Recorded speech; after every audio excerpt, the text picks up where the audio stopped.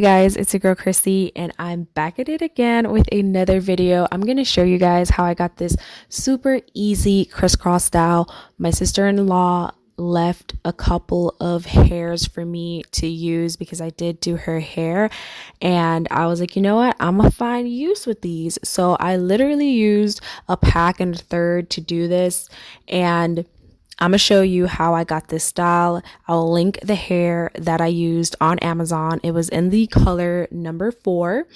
So pretty much what I did was I started with parting the back of my hair because I know that usually takes me the longest to do. So I usually start with the longest or most tedious thing. So by the end of the night or the process, if I'm feeling tired, whatever I have left to do, it's like the easiest part, if that makes any sense. You will see, like, from my roots, it does look a little weird when it comes to the parting because I did dye my hair and it didn't dye that great. Some of the roots did not get touched, so you will see that I do have a reddish copper color, and then some of my roots are like jet black because I did dye my hair. But pretty much I'm doing these kind of like a medium jumbo size, so I did end up doing about 20 passion twists. And I did blow my hair out a little bit, not fully, and I went in with the Shine and Jam to smooth my edges, my roots, so I could get, you know, the clean look. And I used my rat-tail comb to just comb out the roots so everything is pretty much smooth, and I applied my rubber bands. I did do the rubber band slash crochet method. I do show you 2 ways in which I install these passion twists, one with the crochet needle and the other without the crochet needle. You can also do this without the rubber bands, but because I was doing my own hair, it's just easier to do it with the rubber bands. Plus, it helps with, you know, the pulling on my hair. Personally, I just like it. But after doing the back part of my head, everything is sectioned off, rubber band up. Then I start to do the front part of my hair, which is the crisscross style. I did end up doing 8, I believe. Yeah, I think I did 8 in the front, but at the end of it, I ended up pulling out the top 4 to make them 3 rows instead of 2. So because I did that, this style did take me probably maybe 2.5 hours, but still it was super easy, super quick, and I thought it was really cute.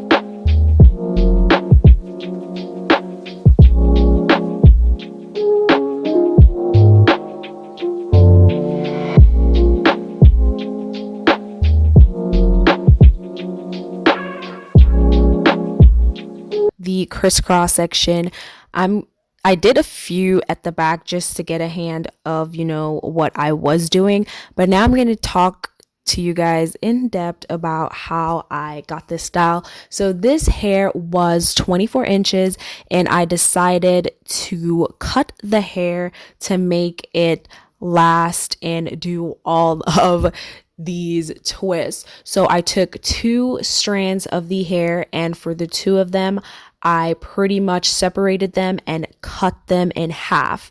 And then after cutting them in half, I bent it. So that pretty much made it seem like it was 2 pieces.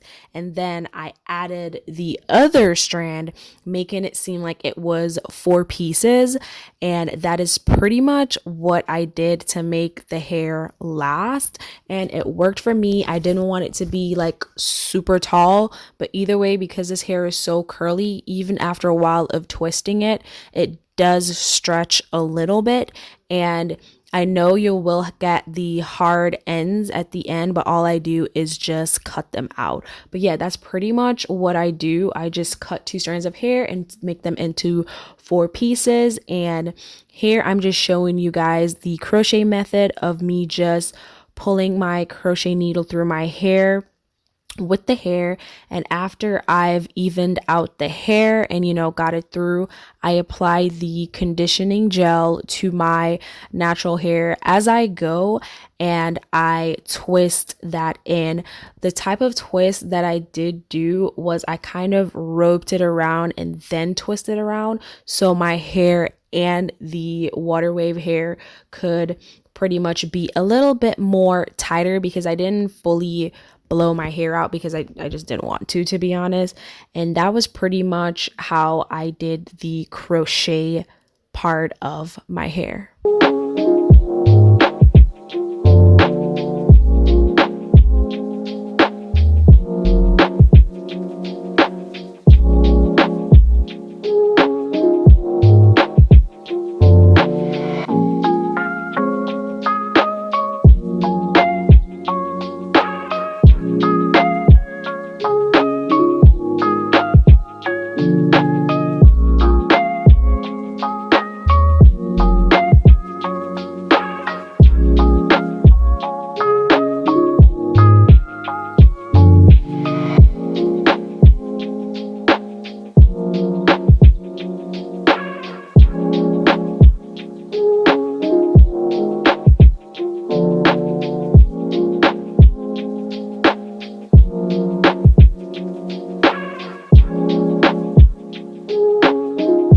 So for the non-crochet method, I pretty much did the hair the same way. I cut it into 2 pieces to make it into 4, and then separated my hair into 2 sections, and then I pretty much just roped my hair in and twisted it into the direction that the curl pattern of the hair is going. So I kind of twine it around and then I twist. I twine it around and then I twist.